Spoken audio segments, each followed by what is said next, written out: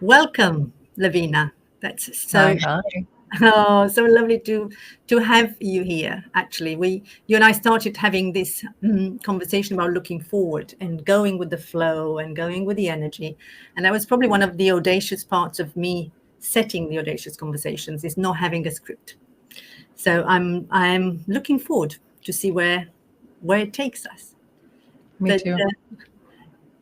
let me just ask you, and I haven't asked everybody, but I still love to start with that. Just tell us something audacious about Levina.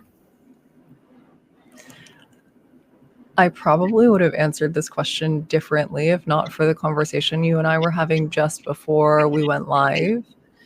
Um, so much of what you and I were sharing about were roots of how we became who we are today, both in childhood and beyond.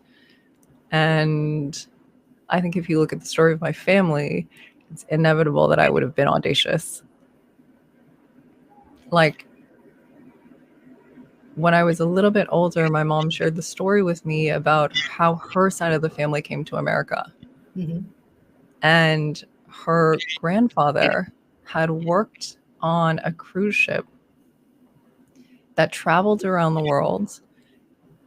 He landed in New York, went to a steakhouse, decided he liked the portions, and never got back on the boat. I love that. There's adventure. If you look at my entire family story, there's risk, there's adventure, there's the decision to step into uncharted territory and make a whole new life. Wow. Risk, adventure, uncharted territory. That's all, that is my definition of audacity. I always say risk is a big part of what audacity is, or how I wanted to redefine audacity under those three pillars of courage and care and non-conformity. So risk is part of courage, risk is part of non-conforming, and actually risk is also part of the caring bit, when you care so much about someone or something that you don't care about what other people think. But Yeah. oh my God, I mean, you talk about venture. I would love to hear, because you mentioned just briefly that you are off to some sort of summer adventure. So why don't we start looking forward? Well, the summer adventure is part of a bigger arc. So, my husband and I are moving towards becoming parents, and that's been a lifelong journey for me. It's not something that I was certain would be a choice that we made. But it feels like we're on our child's timeline at some point in the next year or so. We'll be moving forward. And so this year we've really devoted to having the adventures that we want to have as a couple. And a part of that will be coming to Europe. I'll be at your book launch, Fabulous. traveling, seeing some friends, and being audacious enough to truly prioritize relaxation and enjoyment rather than see that as frivolous. Amazing. Actually, you reminded me, yes, you coming to Europe, but also coming to London. We somehow have timed it so divinely, because you're coming to the book party or the launch party on the 22nd of August here in London. And then, we're coming to a fabulous show on the following Friday, which you highly recommended. So it was just such a wonderful, wonderful match. Yes. Yeah. And I think I'm interested to have a conversation with you about audaciousness after you see that show, because it is out there. It's got a strong point of view. I think it is really non-conforming, courageous, and caring. But why don't you tell the listeners what is the show? At least the title. I'm sure people will now be just curious about it, if nothing else. Yeah. So we're going to see a musical that my dear friend Eve, who is a young playwright, performer, artist, is bringing to London from Sydney. There was a run at the Sydney Opera House for quite a while, and now it's going on a 6-week run in West End. Is that right? Yes, and West End. Not so familiar with London. But it's about fangirls. And it's about young female uninhibited passion and love. She gave a TED Talk on where this musical came from, and in it highlighted this interesting observation that when we see young women at a concert screaming and crying and expressing their enthusiasm and love, we say that's unhinged. We say that's hysterical. But when we see the same behavior in young boys and men at a football game, we say that's the love of the game. And so the musical is really an ode to young women's, young girls' passion. Oh, I mean, I'm taking my family, including my daughter, and I mean, you just said about, you know, and how the young generation, but you know, especially this different judgment of the you know, the behavior, the patterns that we notice in women and men, which is interesting. It's fascinating. I mean, I'm passionate about working with both, and I have 2 children, one of each, and I know there are, you know, quite a lot of differences, and we're having that in my own family as to you know, my son and my daughter, as to, yeah, they want to be equal, but actually there is a very incredible and funny games and conversation we sometimes have as to yes, we all have the rights to the same thing, and yet there are different expressions sometimes. Yeah, and it's interesting to see how that can play out over the course of a lifetime. So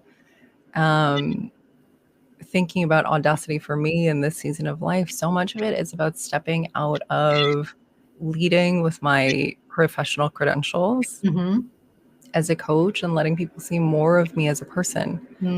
And conceptually, I get it, right? I get that the more you know me, the more you know my story, the more you know where I come from, the more you know my challenges and my struggles, the more we can really assess if we're a great fit to work together. If there's overlap in our stories and the way that we see the world and where we're going and how we want to get there.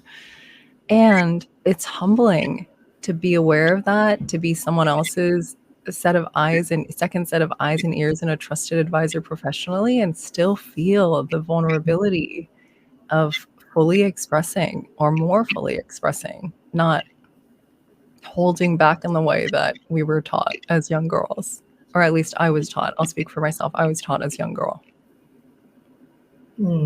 Fascinating. And actually, absolutely, how we were, you and I, just before we started, I was telling you this story. I want to say little story, but it's not. It's, you know, I grew up in communist Romania, and I went to a boarding nursery, and I thought, what's the relevance of that? And you said to me, oh, it's incredibly relevant. Everything is relevant. And you started with the story of your, you know, grandfather and the adventure, because we freeze some of these values in those moments. And for me, was having shared the dormitory with 30 other children, I learned to share very early in life, and I value that sometimes above many others, to the extremes where I share everything that I have, and don't keep enough for myself. But yeah, it's fascinating how some of these values are being effectively given to us, and then we express them through so many different patterns and behaviors. Yeah, it's fascinating to see how some of our biggest opportunities and biggest leadership challenges can really trace back to being 2, 3, 4, 5, or 6 years old. So tell me, I mean, I'd love to hear one other adventurous, audacious story that you feel resistant and reluctant to share. Okay, let me think about that. I'm not instantly great at recall, to be honest. But an audacious story that I feel reluctant to share.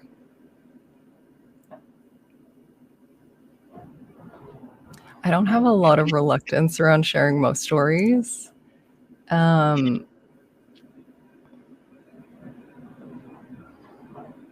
I can a funny audacious story that almost got published in a book once about cold outreach and then finally didn't make it all the way through approvals was I was helping with a book launch maybe almost 10 years ago. Mm-hmm.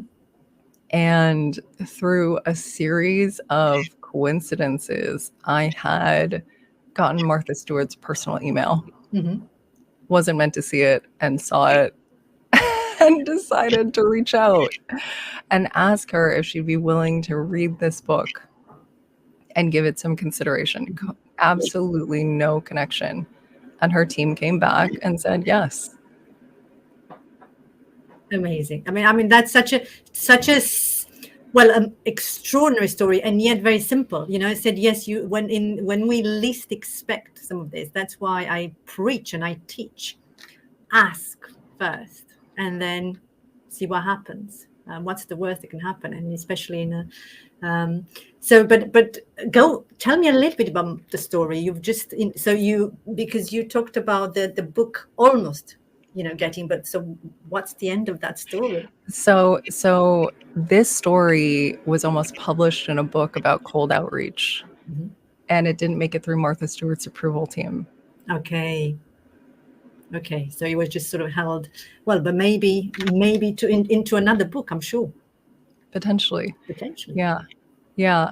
The thing that I think is interesting about that story is it's such a small moment of that decision point. Mm-hmm. I'm going to send this email is such a small moment that has the potential for profound impact. And the interesting thing about standing out and building a relationship with someone that you don't have an existing relationship with mm-hmm. is that the non-conformity actually comes in the care. It is actually not that hard to stand out in reaching out to someone. It just takes, I think you have something on your LinkedIn that's like the difference between extraordinary and ordinary is that little bit of extra. Mm-hmm. It is just taking the time to really do your research and send a thoughtful note. Mm-hmm. That is all it takes, truly, to stand out from the sea of inbound, depersonalized, copy and paste messages that we get all the time. And that is how people get forwards that change the trajectory of their books. That is how people create client relationships that transform the trajectory of their business. It's how you ask someone out on a date that leads to the partnership of your life. It's that little moment of courage that so many of us often talk ourselves out of. Totally. I mean, it's so easy to talk ourselves out of it. And it's interesting, the word extra that you picked up on my LinkedIn profile, literally the first page of my book, my upcoming book, talks about this concept of extra. So before I settled on the concept of Audacity, I was just really playing and teasing with this concept of extra. You know, the little extra that just makes us different. You know, there's sort of extra tenacity that sometimes just overflows into stubbornness. And, you know, it's just such a fine line. But it is this extra gear that I call it that takes high performance into extraordinary performance, and it's sometimes it's a very fine line, as you said, and most people hold themselves up from making that request for fear of rejection. That's why, and for someone saying no on the other side. And I mean, it's interesting. I also have this chapter that's been always my biggest challenge, the no, only because I lead with yes, and I lead with why not.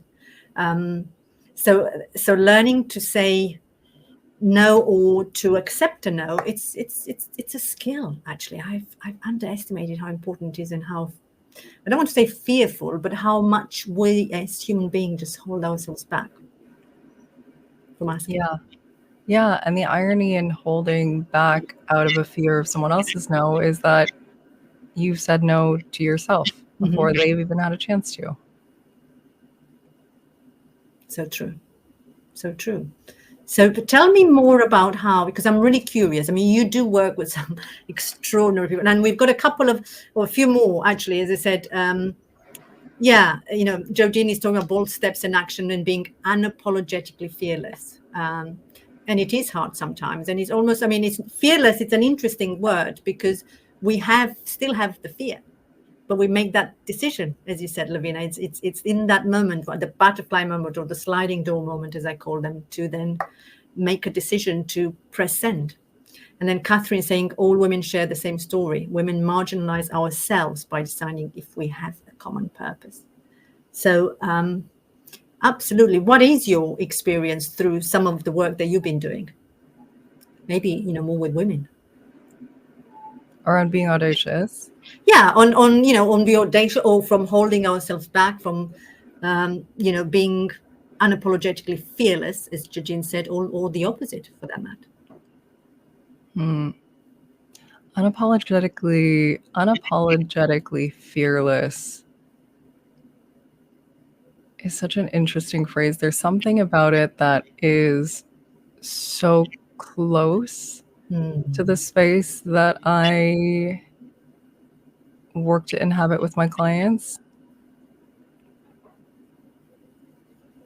And yet something is different about it. So many of the clients that I work with are incredibly high performing. However, the high performance is not in the zone of being them. It's not in the zone of being and working in their genius. So many of my clients have gotten so good at being in their zone of excellence. I'll give you an example. One of my clients is an incredible sales leader. She's the head of sales for an AI, a big data analytics company for sports teams. She's incredible at hiring. She's incredible at building up teams. She's incredible at coaching up leaders. But if you asked anyone in her life why she lights up a room and what makes her special, that's not it. But everything that's special about her, she hides from her professional life because it's about being buttoned up and getting things done.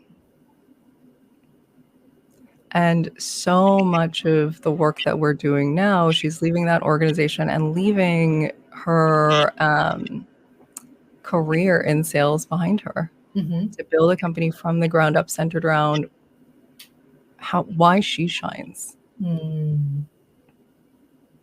Do you know what the answer to that is?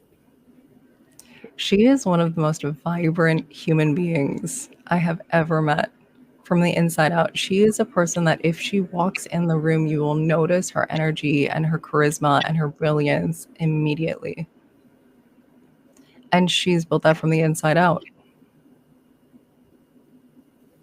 I love that. And it's interesting because what's coming up for me is like when you have that presence, you know, when someone just walks through the room and we immediately feel that energy. It's that energy of attraction. It's my first A in my book. It's called attunement. When we're so attuned to who we are, then, you know, we are very much into our bodies. And yet your story about her, which I'm fascinated and intrigued because, you know, it's just an avatar. I'm sure we can find many other examples from friends and clients and family, is we learn to conform, as you said, in the corporate environment.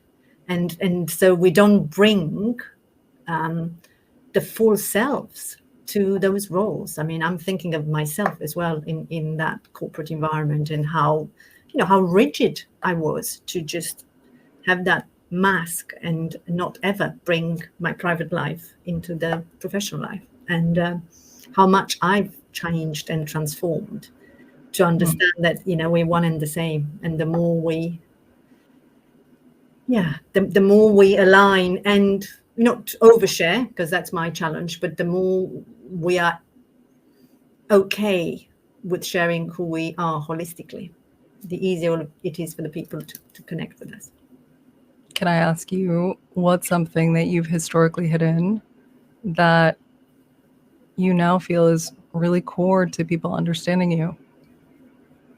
Well, actually, it's interesting. One of the things that just came to mind is when I was in the corporate environment as a sort of head of trading and sales for this reputable financial institution, and I never told anybody I was a single mom, and I was pretending I had this, perfect peach life, which wasn't true, because I was so afraid of people, of judging me for, not being whole or not being, having failed at the job of a partner, that I wasn't willing to let anybody know, which is crazy when I think about that now. But that's how I viewed the world through those lenses. I couldn't let anybody in through my personal life. The fear of judgment was a wow, even when I think about that now. So yeah, and I have many clients who, maybe not to that extreme, but yes, they are. We're sort of hiding a lot of that in the spirit of conforming to a certain type of an archetype, if you like. Yeah. Thank you for sharing that. I really resonate with the pressure to have things look shiny and great from the outside. And then underneath that, I think you didn't name this as a part of your experience, but in my experience, it's so deeply lonely to not truly be known for what's really occurring in our life. Yes, totally. So tell me, I'm curious as to, your version of that. Ooh.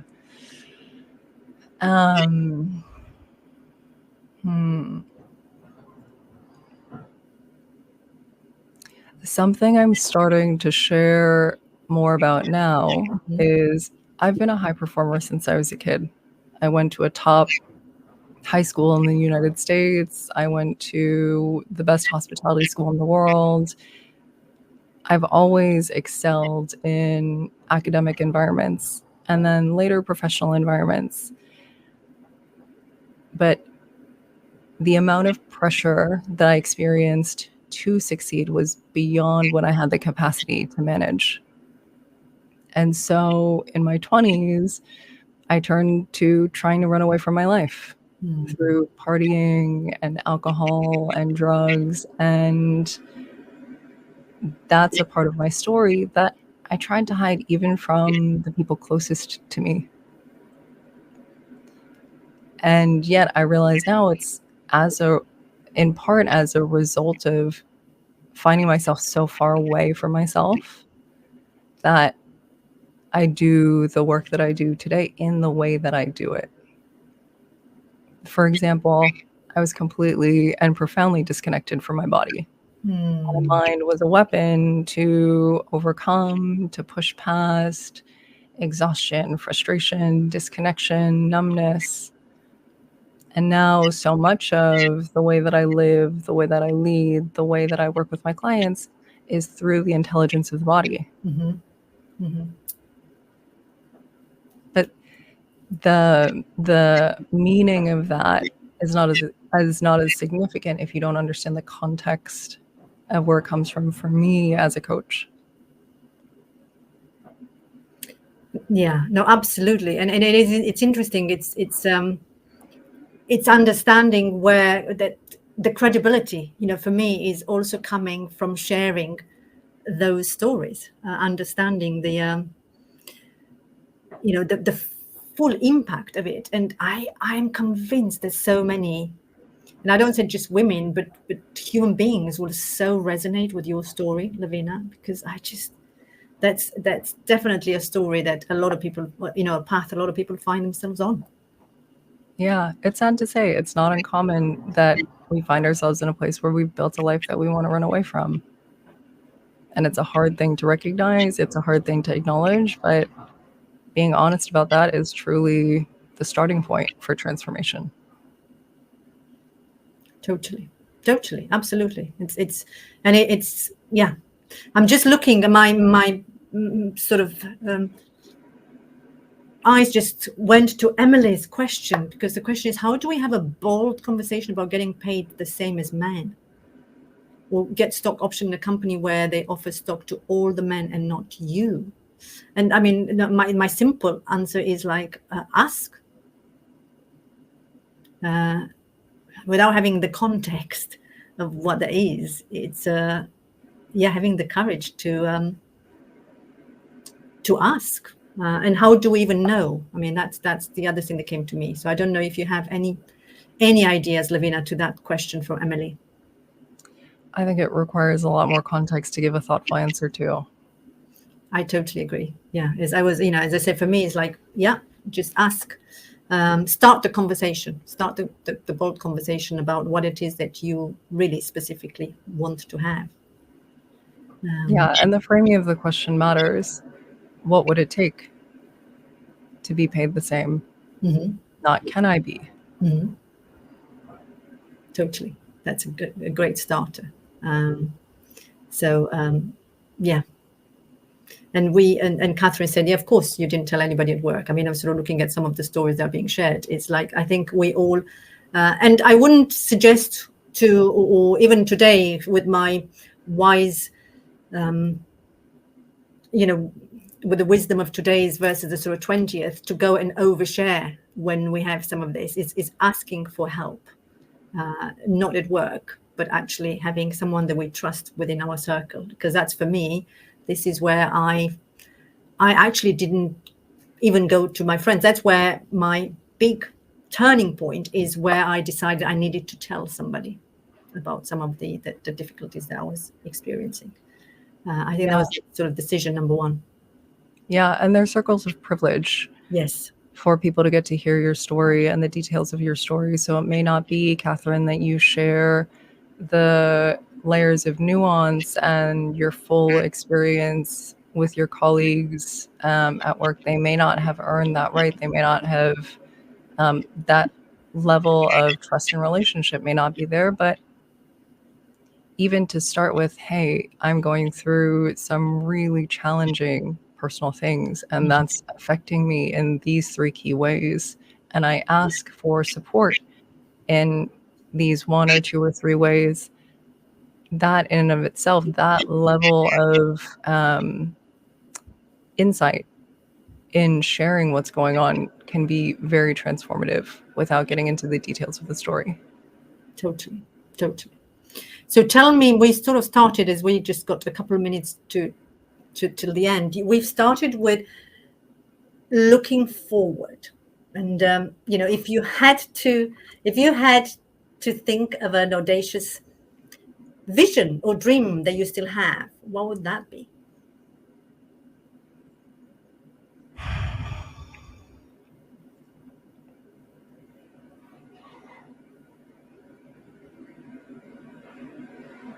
As I look forward, I also look back at the same time. Mm-hmm. I think about the audacity of my ancestors to pursue the idea that they could have a better life somewhere. And alongside the courage, I think were great challenges in really finding a sense of belonging, really feeling like they could be at home in the new environments that they place themselves in. Like, for example, my parents don't speak English to the degree that a Native American would. Mm-hmm. They have a good grasp, and yet there's so much that they experience that they can't communicate as a result of that simple barrier. Mm-hmm. And so while I grew up with this sense of deep courage and love of taking thoughtful risks, I have also experienced the other side of that, which is feeling like a black sheep everywhere I go. And as I get older, as I build my relationship with myself, as I work with incredible teachers and mentors who constantly reflect me, that's a feature, not a bug. Mm-hmm. You being different is your gift. My audacious vision is that we have the whole world feel that way. That we belong because of our differences, and our differences are valued. And we can use that way of relating to shape a world that works for more people. What a beautiful note to finish on.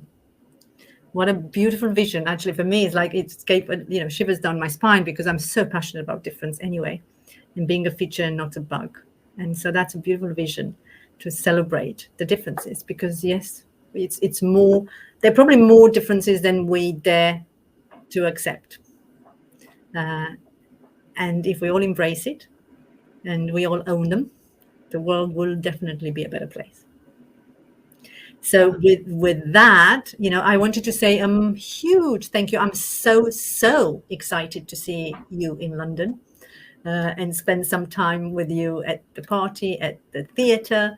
And I hope you're going to have an amazing time in your adventures and travels. And yeah, really looking forward to reconnect. And thank you for joining me today. Thank you for having me on. Congratulations again on the book being out so soon. I'm looking forward to celebrating with you in person. Thank you. Thank you, Levina. And yeah, absolutely. Thank you for everybody who's been here with us today and who will be with us, listening to this later. Thank you.